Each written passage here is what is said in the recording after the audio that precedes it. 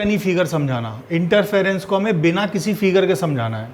Interference का मतलब होता है दो light waves same frequency, same amplitude या approximate same amplitude superimpose हो रही हैं, तो दो वेव्स के सुपर इम्पोज से रिजल्टेंट वेव बनती है, और रिजल्टेंट वेव के कुछ पॉइंट्स पर इस तरह से एनर्जी का डिस्ट्रीब्यूशन होता है कि वहाँ पर हमें ब्राइट फ्रिंज दिखाई देती है, कुछ पॉइंट्स पर एनर्जी का डिस्ट्रीब्यूशन ऐसा होता है कि वहाँ हमें डार्क पॉइंट दिखाई देता है। इस रीडिस्ट्रीब्यूशन को ही हम इंटरफेरेंस कहते हैं। तो हमने दो वेव्स कंसीडर किए हैं। फर्स्ट वेव हमने की है A1 sine omega t. Wave की इक्वेशन को कैसे लिखा जाता है?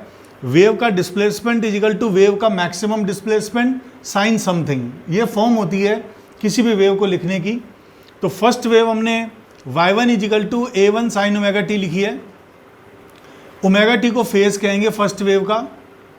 ऐसे सेकंड वेव हमने लिखी है A2 sine omega t plus five. Omega t plus five second wave का फेज है, और A2 जो है वो सेकेंड वेव का एम्पलीट्यूड है। और इन दोनों के बीच में अगर हम देखें, इसका फेज ओमेगा टी है, इसका phase omega t plus five है, और दोनों का फेज डिफरेंस देखें तो इसमें से इसको माइनस करेंगे, ओमेगा टी प्लस फाइव में से ओमेगा टी को माइनस करेंगे तो फेज डिफरेंस आ जाएगा 5। फेज डिफरेंस 5 आ गया, मतलब फेज डिफरेंस टाइम पे डिपेंड नहीं कर रहा, हमेशा कांस्टेंट रहेगा। जितना इनिशियल है उतना हर हमेशा है, क्योंकि आप कुछ भी टाइम रख लीजिए, जो टाइम आप यहाँ रखेंगे वही टाइम आप यहाँ रखेंगे, तो इनके बीच का फेज डिफरेंस किसी भी टाइम पर हमेशा 5 होगा, कांस्टेंट होगा, टाइम पे डिपेंड नहीं करेगा।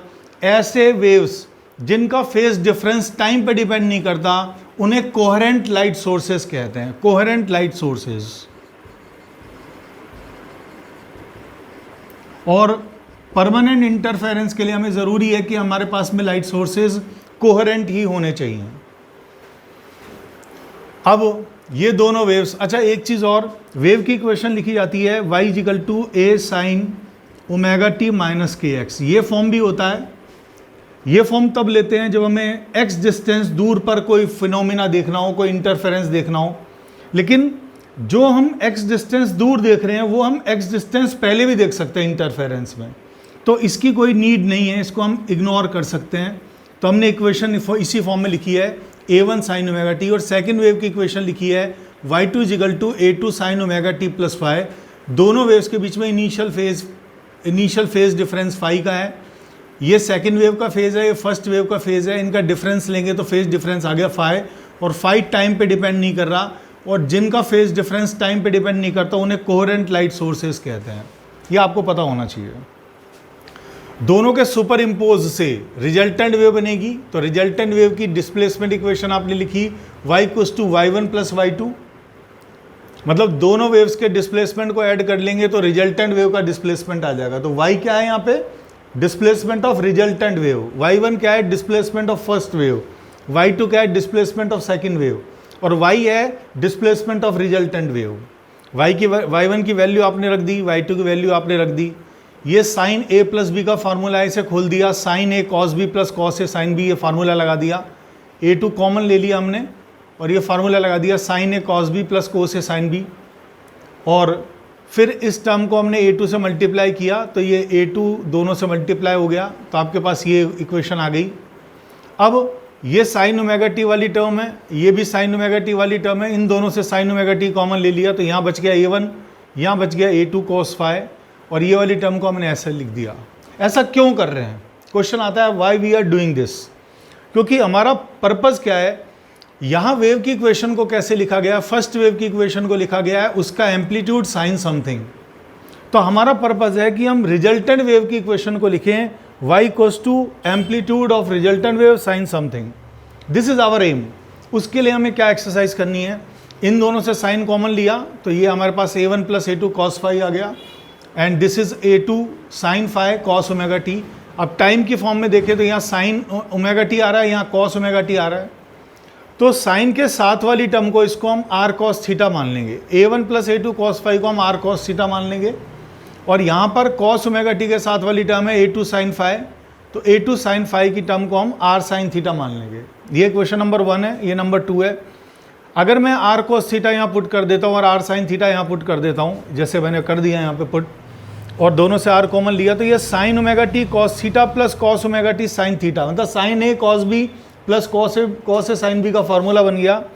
तो आर कॉमन लेके हम इसको लिख सकते हैं साइन ए प्लस बी, मतलब sign omega t plus theta की फॉर्म में से लिख सकते हैं। जो हमारा लिखना हमारा पर्पस था कि अगर ये डिस्प्लेसमेंट ऑफ रिजल्टेंट वेव है तो इसकी डिस्प्लेसमेंट इक्वेशन को लिख सकते हैं amplitude sine something. This is our purpose. तो पर्पस हमारा सॉल्व हो गया। आर क्या है?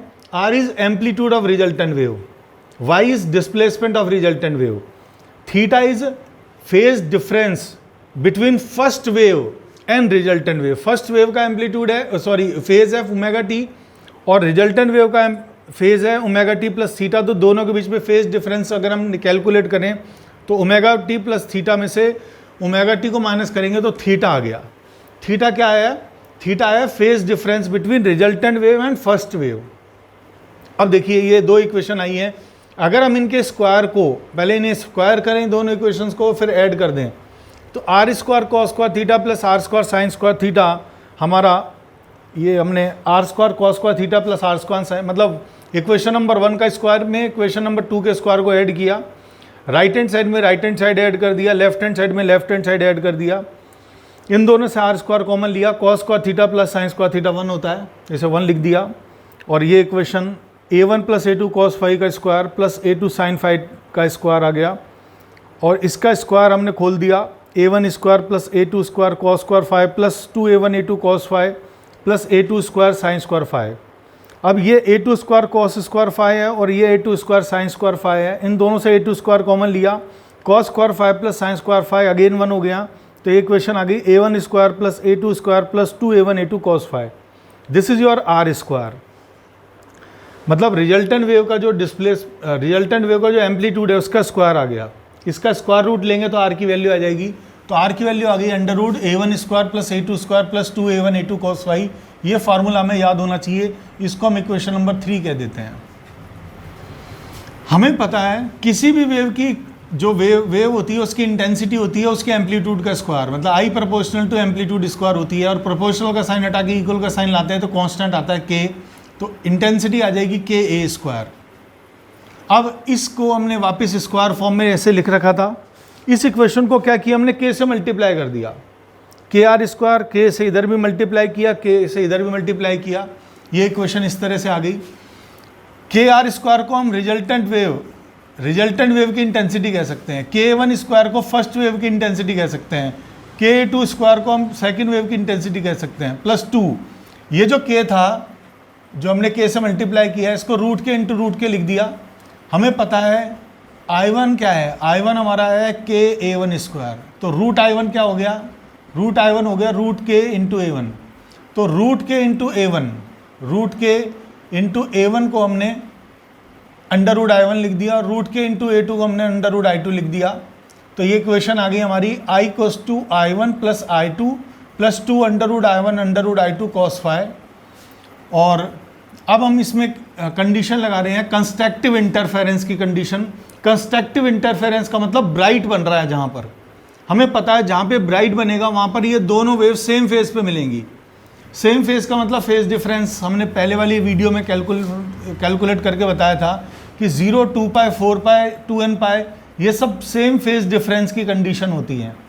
तो सेम फेज पे अगर मिल रही है तो ब्राइट बनेगा। तो ब्राइट की कंडीशन हो गई कि फाई की वैल्यू चाहे 0, चाहे 2 पाई, चाहे 4 पाई, आप कुछ भी रख दीजिए, तो आई की वैल्यू मैक्सिमम होगी, क्योंकि जैसे आप cos 0 रखेंगे cos 0 की वैल्यू 1 मैक्सिमम होती है, कभी भी cos की वैल्यू 1 से ज़्यादा नहीं होती है। तो जब यहाँ पर मैक्सिमम वैल्यू आई है तो यहाँ भी मैक्सिमम वैल्यू आएगी।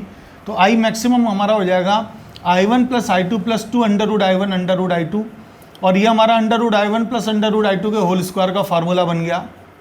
इसी तरह से हमारे पास ये इक्वेशन है, और इसके अंदर आप अगर डिस्ट्रक्टिव इंटरफेरेंस मतलब कहीं पर डार्क बन रहा है, तो डार्क बन रहा है तो दोनों वेव्स अपोजिट फेज में मिलेंगी। अपोजिट फेज का मतलब फेज डिफरेंस पाई, 3 पाई, 5 पाई, इनके बीच में पाई आ रहा है, इसके बीच में 3 पाई आ रहा है, तो पाई, 3 पाई, 5 पाई, 7 पाई, ये सब अपोजिट फेज हैं। और अगर आप इस इक्वेशन में पाई, 3 पाई, 5 पाई, 7 पाई कुछ रखेंगे तो cos पाई -1 होता है, cos 3 पाई -1 होता है, cos 5 पाई -1 होता है। तो यहाँ -1 आ गया, तो ये हमारे पास इक्वेशन आ गई I minimum equal to I1 plus I2 plus 2 under root I1 I2 -1 को यहाँ मल्टीप्लाई किया तो ये इक्वेशन आ गई I1 plus I2 minus 2 under root I1 under root I2, और इसको हम लिख सकते हैं under root I1 minus under root I2 का होल स्क्वायर। तो ये डिस्ट्रक्टिव इंटरफेरेंस के लिए हो गया हमारे पास में फार्मूला। और ऐसे ही R भी निकाल सकते हैं। अगर आप कंस्ट्रक्टिव इंटरफेरेंस के लिए फाई की वैल्यू 0 रखेंगे तो R हमारा मैक्सिमम आ जाएगा, और R मैक्सिमम आएगा हमारा, जैसे ये cos 0 1 हुआ तो ये A1 प्लस A2 का होल स्क्वायर बन गया, मतलब A1 प्लस A2 का होल स्क्वायर का under root, that is A1 plus A2। इसका मतलब रिजल्टेंट वेव का मैक्सिमम एम्पलीट्यूड होता है, दोनों वेव्स के एम्पलीट्यूड को सिंपली ऐड कर दो। और मिनिमम एम्पलीट्यूड के केस में यहाँ फाई की वैल्यू पाई 3 पाई वगैरह रखेंगे तो cos पाई माइनस 1, तो A1 square plus A2 square minus 2 A1 A2 आ जाएगा, मतलब ये आ जाएगा A1 माइनस A2 के होल स्क्वायर का under root, that is A1 minus A2। So this is your analytical method. Thank you. देखिए इसके न्यूमेरिकल्स में क्या होता है, काफ़ी सारे न्यूमेरिकल्स हैं, एक आध न्यूमेरिकल अब अभी हम करके देख लेंगे।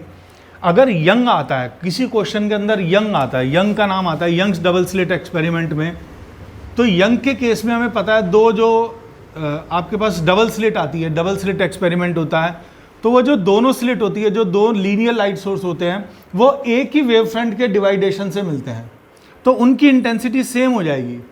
मतलब जैसे ही यंग आया तो हमने I1 I2 को इक्वल रखना है। अगर इसको हमने I डैश मान लिया तो I1 की जगह I, I2 की जगह भी I, I1 की जगह भी I, I2 की जगह भी I, मतलब ये फार्मूला इस फॉर्म में कन्वर्ट हो जाएगा। और अगर मैं यंग की बात करूंगा तो I1 की जगह I, I2 की जगह I, I1 की जगह I, I2 की जगह I, तो ये under root I minus I, मतलब जीरो इंटेंसिटी मिलेगी। यंग के केस में डार्क की जो इंटेंसिटी होती है वो बिल्कुल जीरो होती है। तो यंग के केस में हमें I1 I2 नहीं लेना, यंग के केस में हमें I के फॉर्म में लेना है। और अगर यंग बिना यंग के कोई आता है तो उसमें हमें इंटेंसिटी I1 I2 के फॉर्म में लिखनी है।